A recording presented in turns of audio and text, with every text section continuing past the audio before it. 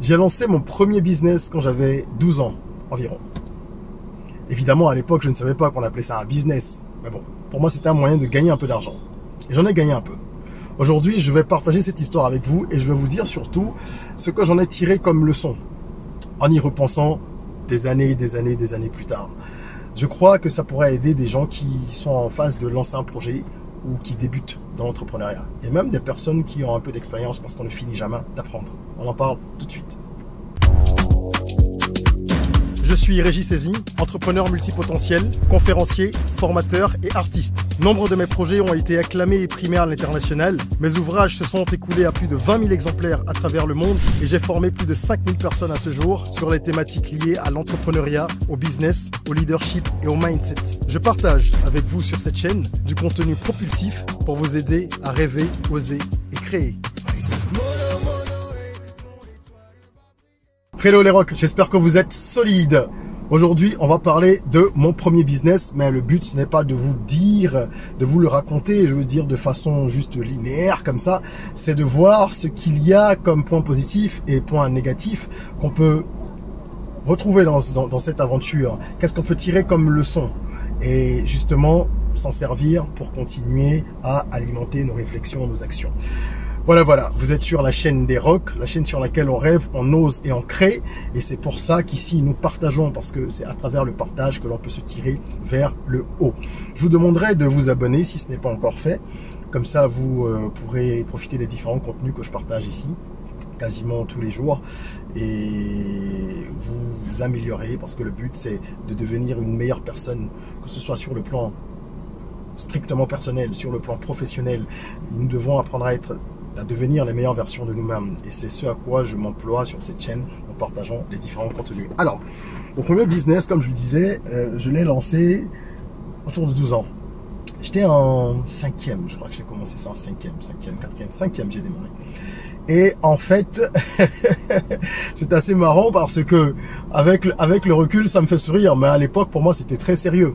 Je vendais des poèmes d'amour. Des poèmes d'amour. Ceux qui me connaissent un peu ou qui me suivent sur les réseaux sociaux savent que ma passion première, c'est l'écriture. C'est d'ailleurs pour ça que je suis auteur, écrivain et que je suis également artiste. Et que quand je fais de la musique, je suis porté surtout sur les paroles. Donc je suis plus un lyriciste qu'autre chose. Donc ma première passion, c'est l'écriture. Tout petit déjà, à 4-5 ans, j'ai eu la chance en fait de découvrir ce don assez rapidement et je remercie ma mère d'ailleurs parce que à force de lire, j'avais plein de bouquins tout le temps, j'adorais ça, de lire, de regarder plein de choses, plein d'histoires à droite à gauche, un peu à la télé, dans les bouquins et tout ça. J'avais envie de moi-même créer des histoires et j'écrivais pas mal de choses, des BD, non, des BD ça a été un peu plus tard, c'est pas quand j'avais 5 ans, ça j'écrivais plutôt des petites histoires, des contes, des débuts de nouvelles, j'en ai même retrouvé récemment, que je n'achevais pas, avec plein de fautes, j'étais tout petit, mais j'adorais faire ça. Alors, lorsque j'arrive au collège, j'écris des poèmes déjà pour moi-même. Pourquoi? Enfin, pour moi-même, pour me servir. Pourquoi? Parce que vous savez bien que tout adolescent a un béguin pour une personne du sexe opposé. Je ne faisais pas exception à la règle. Donc, pour charmer les filles autour de nous, chacun avait sa technique. C'est toujours le cas aujourd'hui. Même si eux, les poèmes, je pense qu'ils connaissent plus parce que cette génération est totalement coupée de tout semblant de romantisme. Je dis bien semblant. Et avec les portables, tout a changé. À l'époque, c'est quelque chose qui fonctionnait un peu. Il y a certains camarades qui avaient plus d'argent de poche que d'autres, que moi et que d'autres, et qui eux, jouaient un petit peu sur les cadeaux de type matériel, quoi. C'est-à-dire qu'à la récréation, pendant qu'on achète un sandwich et un coca, ils peuvent acheter 4 sandwichs, l'offrir à une fille et dire c'est pour tes copines et toi. Il y a toujours un peu ce genre de frimeur dans les écoles et dans les classes. Donc il y avait cette catégorie de personnes. Il y avait les intellos. Moi j'étais plutôt du côté des intellos, mais j'étais un cas un peu particulier parce que j'avais de très bonnes notes tout le temps. Mais j'étais un véritable trublion, c'est-à-dire que j'étais un fouteur de troubles. Donc j'étais toujours avec, je m'acoquinais souvent avec les gens qui étaient moyens, on va dire scolairement, ou parfois même médiocres. Et c'est juste parce que je trouvais qu'ils étaient plus fun que les premiers classiques de la classe. Après, j'avais aussi des amis de l'autre côté. Donc moi, j'étais des deux bords.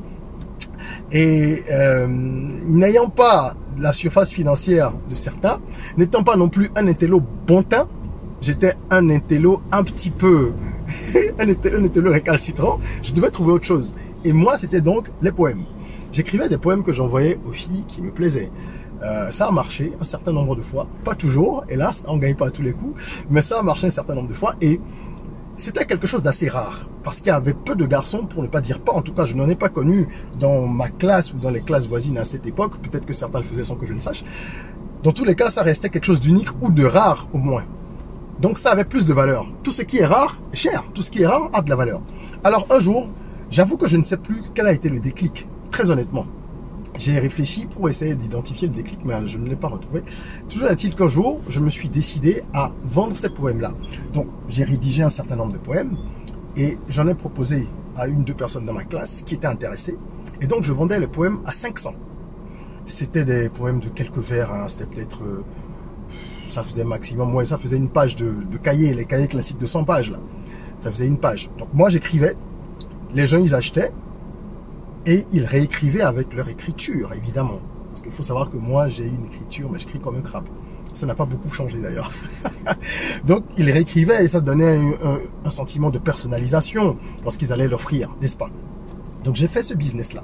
Et je peux vous assurer que j'ai gagné beaucoup d'argent. J'en ai vendu beaucoup. 500 francs le poème, je sais qu'il y a des jours où j'en vendais 2, 3. Et c'est allé très vite parce que les gens parlaient autour d'eux. Alors, pourquoi ce business a fonctionné? À l'époque, moi, je ne savais pas qu'il fallait utiliser les termes que je vais utiliser pour vous expliquer ça maintenant. Mais je crois qu'un peu instinctivement, il y a des choses qu'on sait, même quand on n'a pas les termes techniques pour pouvoir les expliquer. Pourquoi ça a fonctionné? Premièrement, parce qu'il y avait un besoin. Il y avait un véritable besoin.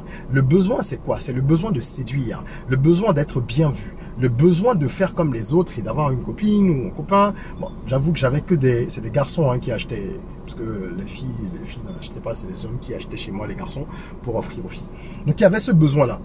Première chose, lorsqu'il n'y a pas de besoin, un business ne peut pas être viable. J'aurais pu écrire les plus beaux poèmes de la terre entière, personne ne les aurait achetés si le besoin n'existait pas.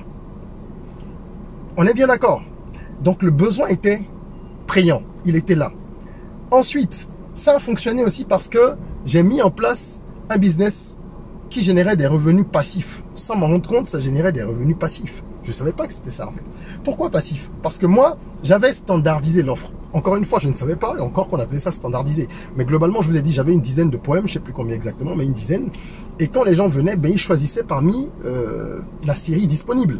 Et ils prenaient le poème qui les intéressait, qu'ils allaient recopier pour l'offrir à la fille. Après, ils pouvaient faire des dessins autour, mettre des couleurs, tout ça, moi, ça ne me regardait pas. Mais je fournissais une offre standardisée. Ce qui fait que ça ne me demandait pas du travail supplémentaire. Parce que si à chaque fois, je devais écrire un poème pour un client, vous imaginez bien que je ne m'en sortirais pas. Parce que moi, c'est déjà d'abord une passion. Donc, quand je veux écrire un poème, je fais en sorte de faire du mieux que je peux. J'essaie d'écrire de très belles choses. Vous comprenez? Et vraiment de séduire l'acheteur. Et je le fais déjà même pour moi-même. Parce que j'aime, quand je me relis, me dire « Ah là là, mais qu'est-ce que c'est beau !» J'aime la littérature, j'aime tout ce qui tourne autour des lettres, des mots, etc. Et cette standardisation m'a permis de gagner de l'argent sans avoir à dépenser trop d'énergie et donc faire trop d'efforts, passer trop de temps. Sinon, j'aurais plus le temps pour l'école, pour les cours et tout ça. D'accord? Donc, standardisation, besoin, ça m'a permis de gagner de l'argent en fournissant l'effort une seule fois. Ensuite, la communication était au top. Pourquoi? Parce que c'était du bouche à oreille. Je ne dépensais pas un franc. C'était du bouche à oreille. C'est un mec qui a acheté un poème, qui l'a envoyé à quelqu'un, qui en parle à un autre de ses copains, parce qu'il y a toujours des clans. Et au sein des clans, les gens se parlent.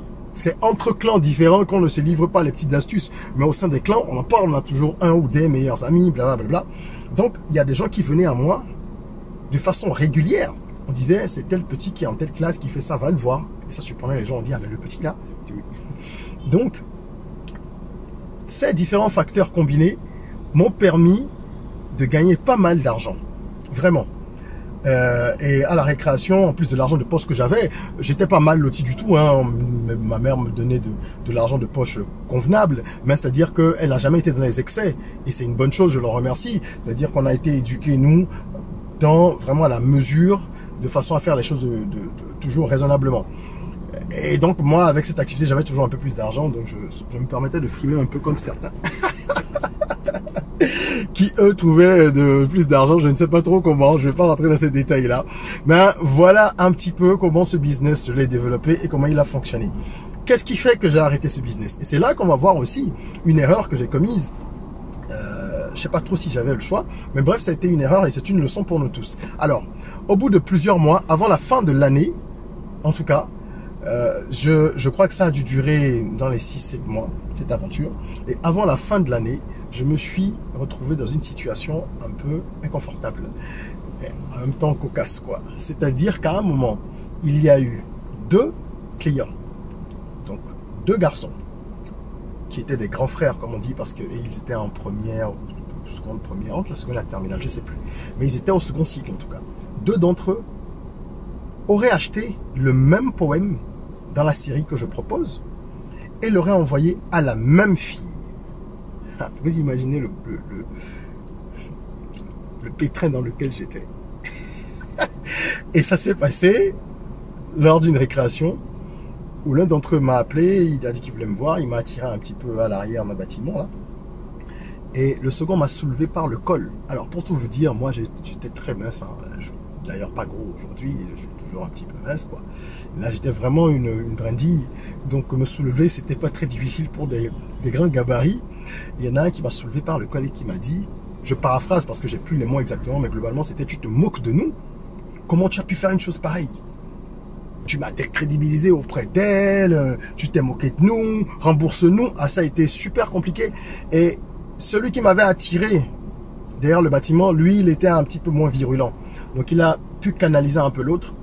Et comme moi, je suis une grande gueule, bah, je me suis défendu en disant: ah, mais écoute, moi, je savais pas, blablabla. Parce que même quand parfois je suis dans des situations où je redoute ce qui peut arriver, je ne perds pas le nord. C'est-à-dire, il faut toujours garder son sang-froid et savoir se défendre. Lorsque vous montrez que vous avez peur, vous ouvrez la porte. Que ce soit à quelqu'un ou aux événements. Même les événements, ce sont des entités, ce sont des énergies. Quand il y a une situation grave, on peut avoir le cœur qui bat. Ben, il faut essayer d'avoir une certaine équanimité, donc une égalité d'état d'esprit, pardon. Donc, ben, ils ne m'ont rien fait, j'ai pas été molesté, séquestré, ni rien. Mais ils ont manifesté leur mécontentement et c'est après ça que j'ai décidé d'arrêter.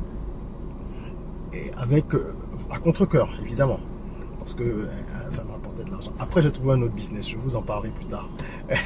Mais ce que je tire comme conclusion avec le temps, c'est que il y a eu une crise de confiance. Il y a eu une crise de confiance au niveau donc de ma clientèle, de mes acheteurs, parce que autant l'offre circulait bouche à oreille, mais autant lorsqu'il y a un désagrément, ben, c'est le même bouche à oreille qui vous décrédibilise. Et c'est pareil hein, dans la vie. Et tout ce qui est à un moment donné confronté à ce genre de situation, ben, ce sont des choses que vous avez du mal en fait à redresser. Lorsque la réputation est touchée. Donc moi j'ai évité, j'ai pas voulu que ça aille plus loin et qu'il y ait des cas similaires. Peut-être qu'il y en avait eu et que les gens ne s'en étaient pas rendus compte ou n'avaient pas voulu l'exprimer. Peut-être qu'il n'y en avait pas eu, j'en sais rien. Mais pour moi ça a été une alerte. Parce qu'il y a une crise de confiance. La promesse de vente en fait n'était pas tenue. Mais je mets un bémol là parce qu'à aucun moment lorsque moi je vendais ces poèmes, à aucun moment je n'ai dit aux acheteurs qu'ils avaient l'exclusivité d'un poème. Et aucun d'entre eux n'a demandé si c'était le cas. Donc, je n'étais pas fautif, concrètement, puisque je n'avais pas promis aux gens cette exclusivité et aucun d'entre eux n'avait eu la présence d'esprit non plus de demander. Moi, j'avais même pas pensé que ce type de situation pouvait se produire. C'est là qu'avec le temps, avec l'expérience, on se rend compte qu'il faut avoir généralement assez de recul et prendre de la hauteur pour envisager différents scénarios. Vous ne pouvez pas penser à tout, mais pensez à un certain nombre de cas de figure dans lesquels vous seriez mis à mal et demandez-vous comment est-ce que j'aurais pu gérer, comment je pourrais gérer si ça se produit. Donc cette crise de confiance là, ça a été comme une promesse de vente non tenue, mais une promesse on va dire tacite. C'était une promesse dans leur esprit, cette exclusivité. N'empêche que c'était une promesse, même si c'était dans leur esprit. Donc l'offre doit être transparente au maximum. Elle doit être très transparente. D'accord? Aujourd'hui, si je devais refaire la même chose pour le même type de business par exemple, j'aurais trouvé le moyen de dire que c'est pas exclusif. Je ne l'aurais pas dit comme ça parce que ça repousserait un certain nombre de personnes. Mais j'aurais trouvé une formule choisissez parmi nos différents poèmes celui qui est... À ce moment-là, déjà, tu te dédouanes un peu parce que tu dis choisissez parmi nos différents poèmes. Et ça veut dire que, implicitement, il y a une série de poèmes. D'accord? Et peut-être que j'aurais ajouté et personnalisé le, etc. Si bien que les gens auraient compris qu'en le prenant, ils peuvent changer certains mots. Donc voilà, tout est dans la façon, dans les détails, dans la formulation. Et je crois que c'est une des forces du marketing. Il faut savoir gérer la communication, les mots que vous envoyez, ce que vous dites aux gens, la façon dont vous communiquez une idée. Vous communiquez sur une idée et communiquez une idée. Donc voilà. Et quand on sait faire ça, ben on peut vendre du sable dans le désert ou de l'eau aux poissons. C'est une des choses que je sais faire. Et que j'exploite à travers mon métier de consultant. Donc j'accompagne pas mal de personnes. En une douzaine d'années, j'ai accompagné plus de 90 clients à développer leur projet, que ce soit des études de marché, des plans marketing, des stratégies d'implémentation, etc. Donc je laisse un lien en commentaire pour tous ceux que ce genre de service pourrait intéresser. N'hésitez pas à nous contacter. Vous pouvez déjà booker 1 heure de consulting avec moi, donc c'est par téléphone. Vous pouvez booker sur mon site web, effectuer le paiement, ensuite on vous contacte rapidement pour caler le créneau horaire. Et puis après cette heure-là, vous pouvez poser toutes vos questions puisque c'est moi-même qui suis en call direct avec vous. Après cette heure, éventuellement, si vous avez besoin d'autres services que nous fournissons, nous pouvons vous accompagner, ou si vous avez besoin de services que nous ne fournissons pas, nous pourrions éventuellement vous orienter vers des professionnels si on en connaît de compétents et de valables dans le domaine qui peut régler votre problème ou vous aider à avancer. Voilà. Je voulais partager ça avec vous. Ça m'a fait du bien de parler de ça aussi. C'est un peu de nostalgie. Et j'en parle d'ailleurs dans mon ouvrage Jusqu'au bout j'irai, qui a été publié en 2018. J'en parle dans cet ouvrage et j'en parle de façon plus détaillée. Donc voilà, je vous souhaite une bonne suite de journée. N'oubliez pas, abonnez-vous, partagez cette vidéo. Ça aide toujours des gens autour de soi hein, quand on partage ce genre de contenu. Ça permet à des gens de ne pas commettre certaines erreurs, ça permet à des gens d'apprendre un certain nombre de choses et d'aller plus vite. Et c'est ça le but, hein. Tirons-nous vers le haut. Donc partagez, mettez un like, abonnez-vous. Ça nous encourage à continuer à produire du contenu pour notre communauté qui grandit tous les jours un peu plus. Et voilà. En attendant qu'on se retrouve pour une nouvelle vidéo, n'oubliez pas, prenez soin de vous, de votre corps, mais surtout de votre mental, de votre esprit. Et rêvons, osons, créons, soyons rock.